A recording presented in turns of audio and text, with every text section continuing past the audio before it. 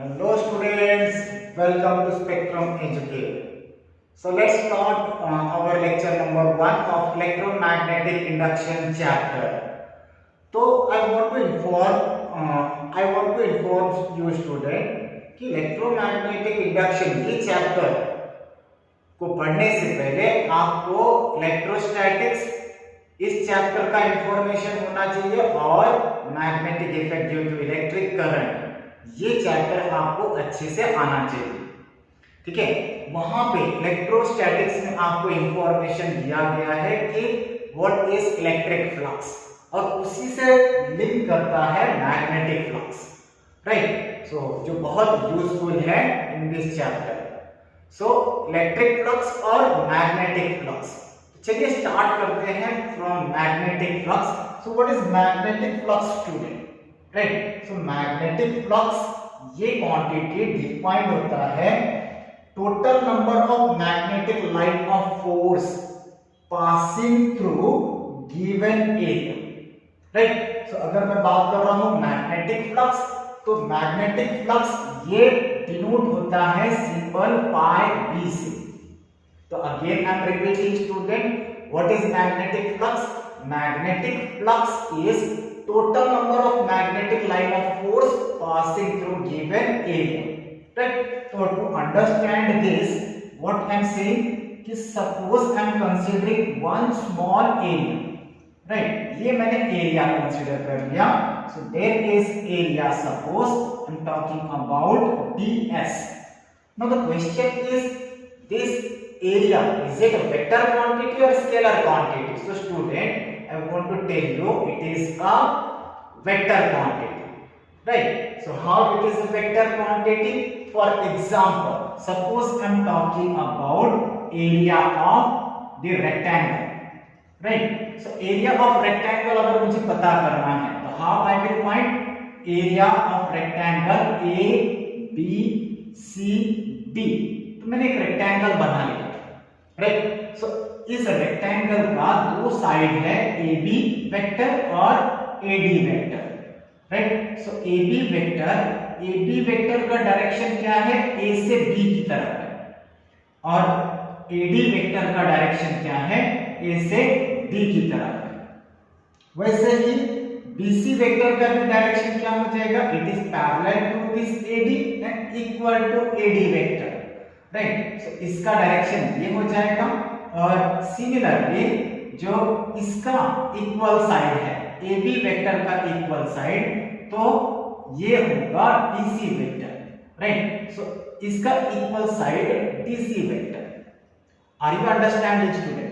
तो यहां पे मुझे एरिया वेक्टर पता करना है। तो टू अंडरस्टैंड कि एरिया वेक्टर ये वेक्टर क्वांटिटी है या स्केलर क्वांटिटी है, तो it is a vector quantity because area vector इसका नाम ही है।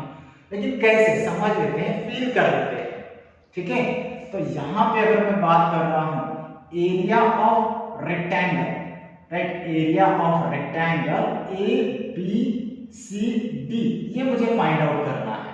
तो how I will find student area of rectangle A B C D, which is equal to C length, right, इसका length cross breadth. यहां आप AD cross AD नहीं करते, right. जैसे डायरेक्शन है, डायरेक्शन के फ्लो में ही चलिए, AD cross DC, right. So AD ये इसका लेंथ हो गया इनटू डीसी, ये इसका ब्रेथ हो गया, right. So AD cross DC, ये तो पूरा एरिया कवर हो गया। This is the area of rectangle. लेकिन अब डायरेक्शन कैसे पता करोगे, राइट? तो see by using right hand thumb rule. What is the right hand thumb rule student?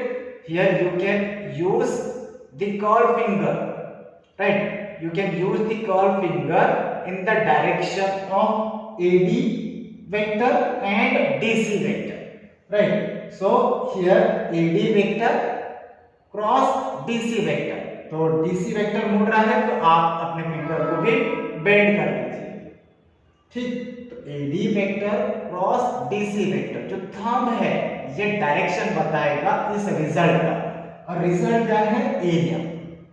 तो AD vector cross BC vector will gives the area of rectangle ABCD। लेकिन इसका direction क्या होगा, थंब के डायरेक्शन में, means outward.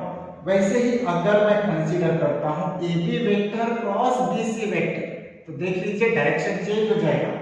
AB vector then इसका direction change, then curl your finger over there. So AB vector cross BC vector, ये क्या हो जाएगा, एरिया का डायरेक्शन इनसाइड, राइट। तो इसका मतलब क्या है, area is a vector quantity.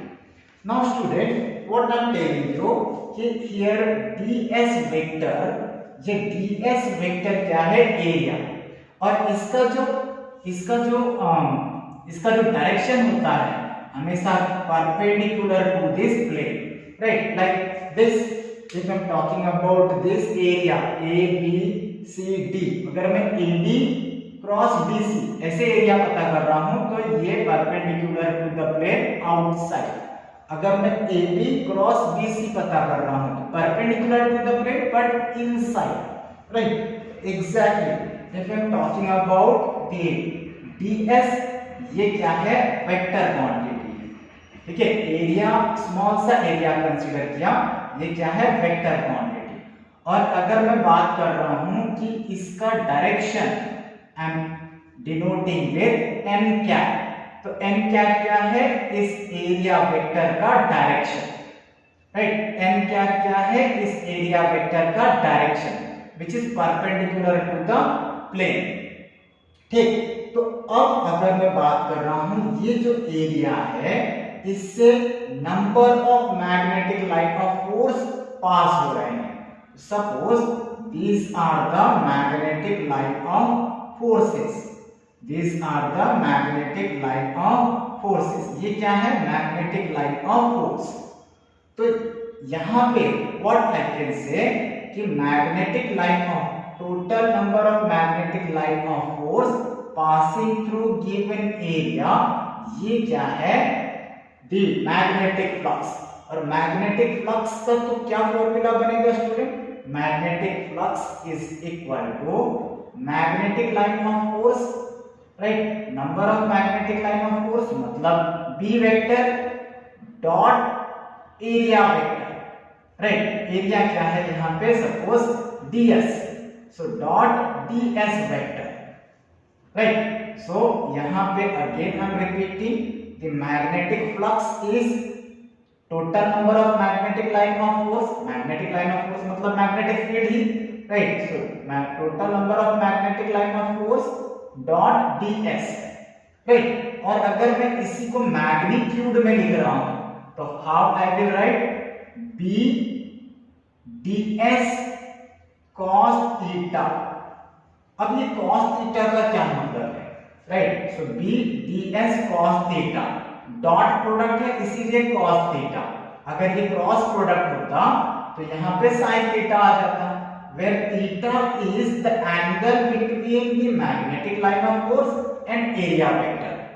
तो इसका मतलब ये हुआ स्टूडेंट कि हमेशा जो magnetic line of force, right, magnetic line of force और एरिया वेक्टर के बीच का जो एंगल है वो 0 डिग्री नहीं होगा, ये कंपल्सरी नहीं है। इसका मतलब है कि suppose I am considering this area vector like this way, तो इसका जो एरिया वेक्टर का डायरेक्शन है परपेंडिकुलर टू दिस प्लेन हो जाएगा, so perpendicular to this plane. लेकिन अगर मैं बात कर रहा हूं कि magnetic line of force, right, कुछ इस तरह से पास हो रहा है, मैग्नेटिक लाइन ऑफ फोर्स कुछ इस तरह से पास हो रहा है, तो here this is the angle between the magnetic line of force and area vector, right. ये क्या है, मैग्नेटिक लाइन ऑफ फोर्स, ये क्या हो जाएगा, angle, right. This is the direction of area vector, this is your area vector and this is the direction of magnetic line of force.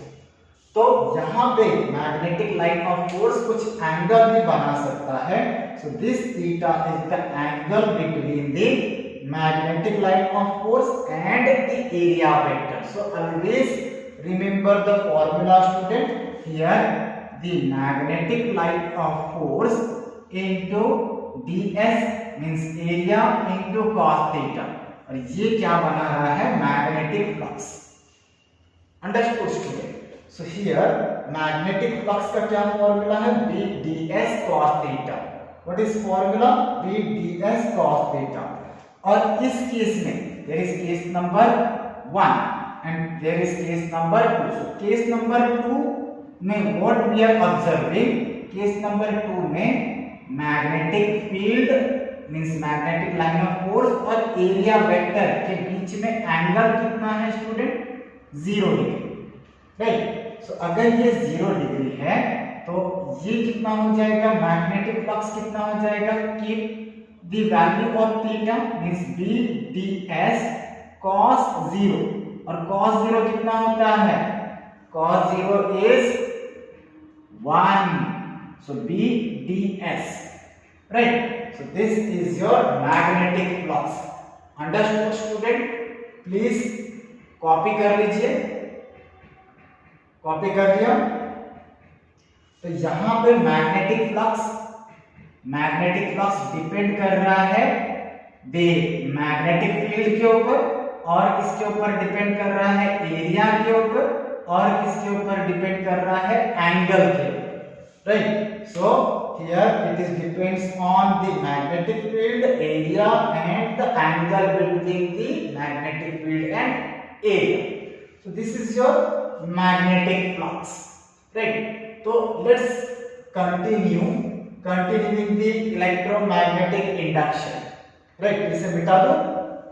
Good. So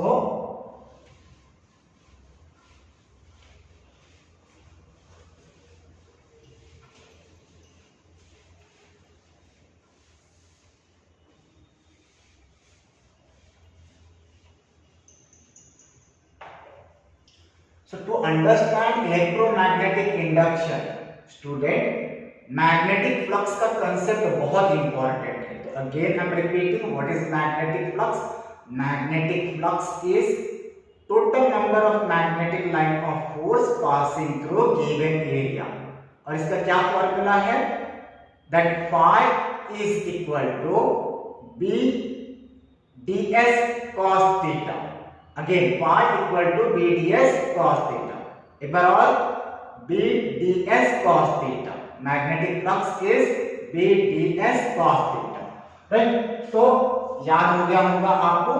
Now let's start the electromagnetic induction chapter. इसमें सबसे पहला topic है Faraday's law. Right? Faraday's law of electromagnetic induction. So Faraday's law of electromagnetic induction, आप पूरा लिखिएगा. So Faraday's law of electromagnetic induction. तो यहाँ पे Faraday इन्होंने हमारे लाइफ में बहुत इम्पोर्टेंट चीज है इलेक्ट्रिसिटी. बिना इलेक्ट्रिसिटी के we can not survive today. उन्होंने ये प्रॉब्लम सॉल्व कर दिया. राइट. तो initially peoples were making the current with the help of battery. Right. But वहां पे बैटरी ये तुरंत डिस्चार्ज हो जाता था. सो करंट कॉस्टली होता था. राइट. सो यहाँ पे इन्होंने ये प्रॉब्लम ही सॉल्व कर दिया. क्या बोला फैराडे ने? सो फैराडे ने 2 लॉ प्रेडिक्ट किए और अपने लॉ में इन्होंने बताया कि बिकॉज ऑफ मोशन, राइट, अगर आप मूव करोगे तो भी करंट बन सकता है. Right. So because of motion current can produce. So कैसे, ये देखते हैं, डिस्कस करते हैं Faraday's law of electromagnetic induction. तो इन्होंने 2 लॉ प्रेडिक्ट किया. तो there is Faraday's first law of electromagnetic induction. So Faraday's first law of electromagnetic induction.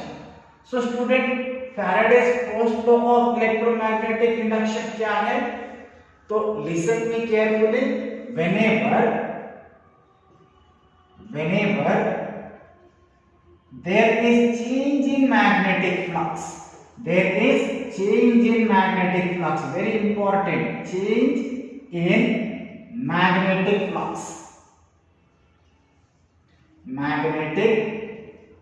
flux, associated with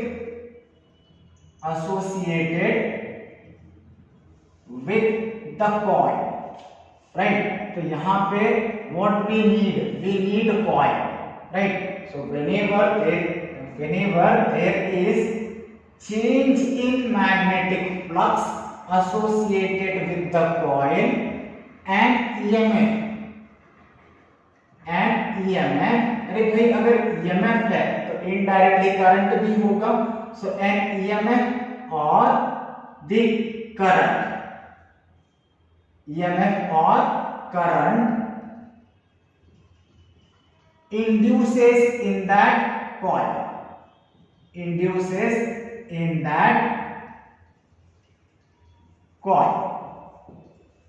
right? So whenever there is change in magnetic flux associated with the coil and EMF or current, भाई इतना ध्यान रखना कि अगर मैं बात कर रहा हूं सिर्फ EMF का, राइट, तो यहाँ पे अगर मैं स्ट्रेट वायर कंसीडर कर रहा हूँ, राइट, स्ट्रेट वायर या कोई कंडक्टर कंसीडर कर लेता हूँ तो भी ये इनफ है, right? And here what is next? Whenever there is change in magnetic flux, तो चेंज इन मैग्नेटिक फ्लक्स के लिए अपने को क्या चाहिए? सो हमें चाहिए एक मैग्नेट, राइट? तो यहाँ पे मैग्नेट का दो पोल्स होता है, नॉर्थ एंड साउथ पोल। इसका इंफॉर्मेशन आप magnetic effect due to electric current इस चैप्टर में स्टडी किए होंगे, राइट? तो again what is happening student? There is a bar magnet, और बार मैग्नेट का दो पोल कौन कौन सा है? एक है नॉर्थ पोल, एक है साउथ पोल, राइट? तो अगर मैं बात कर रहा हूं बार मैग्नेट का दो pole, north pole and south pole, तो we know that magnetic line of force north pole से निकलकर साउथ पोल की तरफ जाता है outside the magnet, north pole से साउथ पोल। लेकिन यहाँ पे अगर मैं बात कर रहा हूँ direction of magnetic line of force outside, it is north pole to south pole. What about inside? So it is from south pole to north pole. ये कहां पे? Inside the magnet. Are you understanding? So here magnetic line of force का direction क्या है?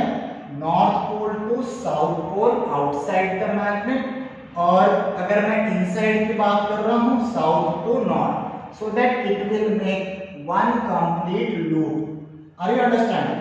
सो यहां से number of magnetic line of force निकल रहे हैं, ठीक?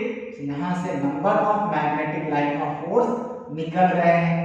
Now what I am considering student, here number of magnetic line of force emerging from this magnet, और ये यहां पे आके एंड हो रहे हैं, राइट? So 1 2 3 4 5, 1 2 3 4 and 5। सो ये कहां पे एंड हो रहे हैं? साउथ पोल की तरफ। तो साउथ पोल की तरफ ये एंड हो रहे हैं, तो this would be the direction of magnetic line of force. तो मैंने क्या बोला स्टूडेंट, अगर मैं बात कर रहा हूं सिर्फ EMF, अगर EMF इंड्यूस्ड होगा, राइट? इंड्यूस मतलब क्या, राइट? तो यहां पे इंड्यूस मतलब है कि बिना टच किए the quantity can make, right? That quantity can produce. So without touching, that quantity can produce. And if you are touching, right, so that will be not inducing, right? So induces मतलब without touching that quantity is producing. So here, if I am considering a small area over here, right? So if I am considering small area, तो इस समय कितना magnetic line of force pass हो रहा है? 2। और अगर ये मैग्नेट इस डायरेक्शन में मूव करेंगे, right, so magnetic line of force, number of magnetic line of force will increase. Are you understanding? So magnetic line of force will increase, right? तो अगर हम इसे बैक डायरेक्शन में मूव करेंगे तो magnetic line of force will decrease. Now what I am telling you student, और इसकी वजह से magnetic line of flux, number of magnetic line of force passing through this given area of the coil, right. So यहाँ पे flux, magnetic flux में क्या होगा, change आएगा, right. So because of this motion of magnet, because of this motion of magnet, magnetic flux will change. Are you understanding? And what is magnetic flux? Again, yes, magnetic line of force passing through given area. तो अगर मैं इसको move करूंगा towards this coil, what will happen? Through this particular area of the coil, number of magnetic line of force will increase. And if we are moving away, then also what will happen, number of magnetic line of force decrease. So over here in both cases what I can say, change in magnetic flux. And because of this change in magnetic flux, whenever there is change in magnetic flux associated with the coil, and EMF induces, right. तो मैंने बोला कि अगर EMF सिर्फ induce करना है, EMF induce करना है तो straight wire more than enough है. लेकिन अगर करंट की बात करोगे तो करंट ओपन वायर में पॉसिबल नहीं है. You can not measure the current in open wire. What we need complete circuit, right, we need closed circuit. So it is only possible in the closed loop. Are you understanding? So यहाँ पे एक closed loop consider कर लीजिए. Now this closed loop is connected with galvanometer, right. It is only connected with galvanometer. और galvanometer का क्या function है student? तो गैल्वेनोमीटर, अगर इस कॉइल में करंट फ्लो होगा तो galvanometer will show deflection. If current is there means EMF is also there. क्यों EMF is there? Because we know, right, E is equal to IR, Ohm's law. So E is equal to IR, मतलब EMF is directly proportional to current, right. So that's why if current is there तो EMF भी होगा. तो current क्यों produce हो रहा है, right student? So current is inducing because of change in magnetic flux. So who said? The Faraday's first law of electromagnetic induction. So again I am repeating, what is Faraday's first law of electromagnetic induction? Whenever there is change in magnetic flux associated with the coil, and EMF or current induces in that coil. So there is a coil, and in this coil the current or EMF will induce. Why? Because of change in magnetic flux. Not simply saying magnetic flux, I am saying change in magnetic flux, because this whole chapter is dependent on the change in magnetic flux. समझा? Now if I am talking about Faraday's second law, right? So what is Faraday's second law of electromagnetic induction? So Faraday's second law of electromagnetic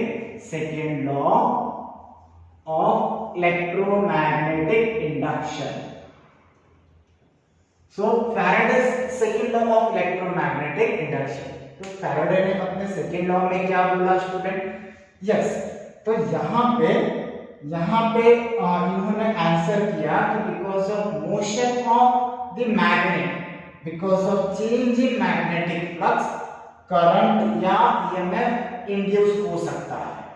तो peoples were so excited on that time and what they asked, क्या उल्टा भी possible है? Is it possible कि EMF और current के वजह से मैग्नेटिक फील्ड भी प्रोड्यूस हो जाए? राइट। सो क्या ईएमएफ या करंट के वजह से मैग्नेटिक फील्ड प्रोड्यूस्ड हो जाए? तो Faraday answer yes, right. And what he answered his second law of electromagnetic induction, right. तो यहाँ पे second law of electromagnetic induction का स्टेटमेंट क्या है? Magnitude of yes student, magnitude of what? EMF, right? So magnitude of EMF is equal to change in magnetic flux,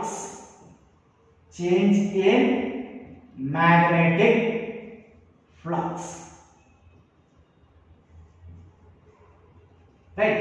So magnitude of EMF और current की बात कर रहे हैं तो एक क्लोज्ड सर्किट होना है। सो मैग्नीट्यूड ऑफ EMF और current in a circuit complete कर लेते हैं। Magnitude of EMF, if I am talking about current, so or current in a circuit, because if I am talking about current, so that closed circuit is required. So magnitude of EMF in a circuit is equal to the change in magnetic flux associated with the coil. So magnetic flux associated with the coil. So associated or change in magnetic flux linked with that circuit, right? तो by heart कर लीजिए student इसे। So again, what Faraday's second law of electromagnetic induction said? It says that the magnitude of induced EMF. So here there is magnitude of induced EMF, right? So magnitude of EMF is equal to change in magnetic flux with respect to time, right? So this is your Faraday's second law, right student? तो यहाँ पे based on this let's solve some numerical, right? So here the very first numerical. Hello students, welcome to Spectrum Educate. So let's solve another numerical related to electromagnetic induction chapter. In previous lecture we discussed about the Faraday's first law and Faraday's second law.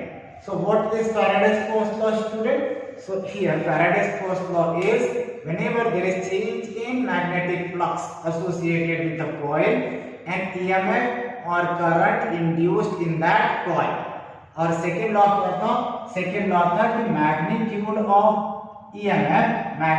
of EMF is equal to rate of change of magnetic flux, right? So this is your second law. तो यहाँ पे हमें पता होना चाहिए कि magnitude of EMF is equal to d phi by dt. This is our one of the formula. और यहाँ पे magnetic flux क्या है? Magnetic flux is NBA cos theta, right? ये एक और फॉर्मूला हमने पढ़ा था कि मैग्नेटिक फ्लक्स ये होता है number of field line passing through given area, right?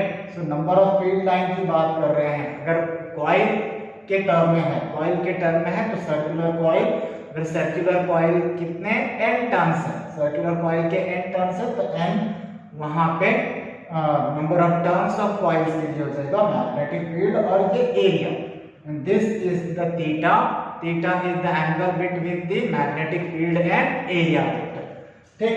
तो see the numerical student, here numerical is a circular disc of radius 0.2 meter. So there is a circular disc, बना लेते हैं डायग्राम। एक circular disc है जिसका radius कितना है? Radius r is equal to 0.2 meter, ठीक? And here this circular disc is placed in a uniform magnetic field of induction B. तो ये एक मैग्नेटिक फील्ड इंडक्शन बी में रखा हुआ है, ठीक है। सो जिसका वैल्यू कितना है 1/पाई weber per metre square. Now this magnetic field induction, right, this magnetic field induction is making an angle 60 degree, right, with the axis of the circular point। तो ये हो गया axis of the circular point। और magnetic field suppose कुछ ऐसे जा रहा है, मैग्नेटिक फील्ड अगर कुछ ऐसे जा रहा है, this is the magnetic field, right, this is magnetic field. So B is equal to 1/पाई वेबर पर मीटर स्क्वायर। तो ये एक्सिस के साथ कितना एंगल बना रहा है 60 degree. So this is the axis. Now we know that student, if हम कंसीडरिंग सर्कुलर डिस्क, राइट, ये सर्कुलर डिस्क है, तो ये एक्सिस की बात करो तो axis is perpendicular on this plane of circular disc. मतलब ये जो एक्सिस है यही एरिया वेक्टर का डायरेक्शन होगा, ठीक। तो let's solve this numerical. Here क्या पूछा है, the magnetic flux linked with the disc. So magnetic flux का फॉर्मूला हमने देखा है NBA cos theta, right. So NBA cos theta, where n कितना, अ सर्कुलर डिस्क, मतलब n इक्वल टू 1 हो गया। B का वैल्यू कितना दिया है, B का वैल्यू इज 1/पाई, right. Radius is given, radius is 0.2 metre. अगर 0.2 मीटर है तो सर्कुलर डिस्क का एरिया, सर्कल का area, right. So area A is equal to pi r square. Directly substitute कर देते हैं यहाँ पे all this value. So 1 into B is 1/पाई, राइट, इनटू एरिया, एरिया कितना है pi r square. So pi into 0.2 into 0.2 into cos theta, cos of 60, right। So cos of 60 कितना होता है student 1/2। So it is see 1 pi cut गया। So यहाँ पे 0.2 into 0.2, so 0.04 into 1/2, right। कितना आया स्टूडेंट 0.02। So क्या आंसर आया मैग्नेटिक फ्लक्स का 0.02 weber. So which option is correct? So option C is correct, right? So this is your first numerical. So let's solve another numerical.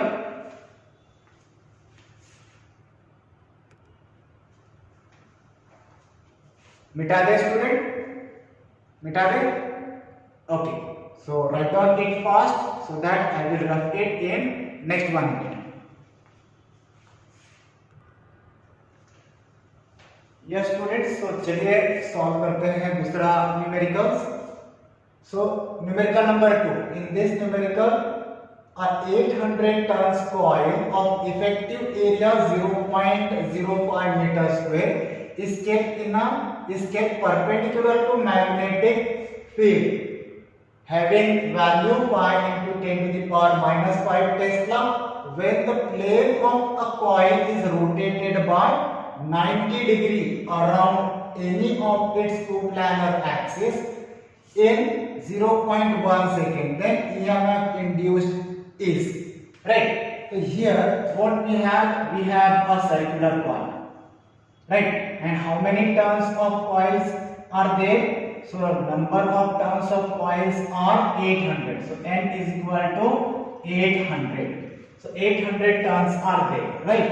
और अगर मैं बात कर रहा हूं इसका एरिया वेक्टर, अगर एरिया वेक्टर की बात कर रहा हूं तो एरिया वेक्टर कितना होगा, here area vector will be perpendicular to this plane, right. So perpendicular इधर इट विल बी इनसाइड और आउटसाइड। तो चलिए मैंने इनसाइड कंसीडर कर लिया। क्रॉस मतलब क्या, एरिया वेक्टर का direction. So area vector n क्या, but inside, right. So here it will be inside. तो यहाँ पे अगर मैं मैग्नेटिक फील्ड की बात कर रहा हूँ, मैग्नेटिक फील्ड जो मैं बात कर रहा हूँ, तो मैग्नेटिक फील्ड भी परपेंडिकुलर, इधर इट विल बी इनसाइड और आउटसाइड। तो अगर मैं मैग्नेटिक फील्ड की भी बात कर रहा हूँ तो ये भी इनसाइड हो गया, और एरिया वेक्टर का डायरेक्शन, सो एरिया वेक्टर ये भी इनसाइड। ठीक, तो if I am talking about कि area vector and here area vector की बात कर रहे हैं, तो area vector is perpendicular to this effective area, right. So this is the effective area. So यहाँ पे एरिया वेक्टर और द मैग्नेटिक फील्ड के बीच में एंगल कितना होगा, इनिशियल एंगल इज कितना, theta equal to 0 degree, right. क्यों 0 डिग्री स्टूडेंट, क्योंकि अगर मैं बात कर रहा हूँ magnetic field it is perpendicular to this effective area, और एरिया वेक्टर क्या है, ये भी इनसाइड। अगर ये भी इनसाइड है और एरिया वेक्टर इनसाइड है और magnetic field perpendicular to this, तो दोनों क्या हो गए, एरिया वेक्टर और मैग्नेटिक फील्ड एक दूसरे के पैरेलल हो गए। तो अगर पैरेलल हो गए तो थीटा कितना हो गया, 0 degree. So in this case phi1 calculate कर लेते हैं। phi1 क्यों कैलकुलेट कर रहे हैं स्टूडेंट, बिकॉज वी नो क्या, EMF is equal to d phi by d, right. EMF is equal to d phi by d, right. अगर EMF is equal to d phi by d है तो क्या होगा student, अगर EMF is equal to d phi by d है तो इसका मतलब यहाँ पे डी फाई बाय डी, इसका मतलब क्या हो गया, phi2 माइनस phi1, ये मैग्नीट्यूड में, right. So here phi2 minus phi1 divided by time change, right. तो अगर phi2 माइनस phi1, तो हमें पहले phi1 कैलकुलेट करना है, phi1 at what angle, so phi1 at 0 degree, right. क्या फॉर्मूला है, MBA cos थीटा, राइट। यहाँ पे cos थीटा कितना है, 0, cos theta is 0, so it will be MBA, right. phi1 का वैल्यू कितना हो गया, MBA। तो phi2 का वैल्यू क्या होगा, राइट। तो phi2 means if I am talking about this is one of the coplanar axis, और ये जो सर्कल है इसके अबाउट रोटेट हो रहा है कितना, so it is rotated by 90 degree. Once if it will be rotated by 90 degree तो मैग्नेटिक फील्ड का डायरेक्शन तो यही होगा, और अगर इसको रोटेट करेंगे 90 डिग्री से तो इसका एरिया वेक्टर का डायरेक्शन चेंज हो जाएगा, लेकिन मैग्नेटिक फील्ड का डायरेक्शन क्या, इनटू द प्लेन, राइट। दोनों के बीच में एंगल कितना बना student, angle theta is equal to 90 degree, and if theta is equal to 90 degree, so for theta equal to 90 degree, right. तो यहाँ पे कॉइल को रोटेट करेंगे और थीटा इक्वल टू 90 डिग्री, ये क्या हो जाएगा, MBA cos 90, एंड cos 90 भी no, cos 90 is 0, right. So ये कितना हो जाएगा, E is equal to phi2 minus phi1, right. तो मॉड में phi2 कितना हो गया, 0, तो it is equal to phi1 divided by t, right. So therefore E is equal to MBA divided by t। और पूछा क्या है स्टूडेंट, यहाँ पे EMF इंड्यूस्ड मिल गया, हमें कैलकुलेट कर लेते हैं। So n is equal to 800, right. B is 5 into 10 to the power minus 5 Tesla, right? And here what we need, area, right? So area of this circular coil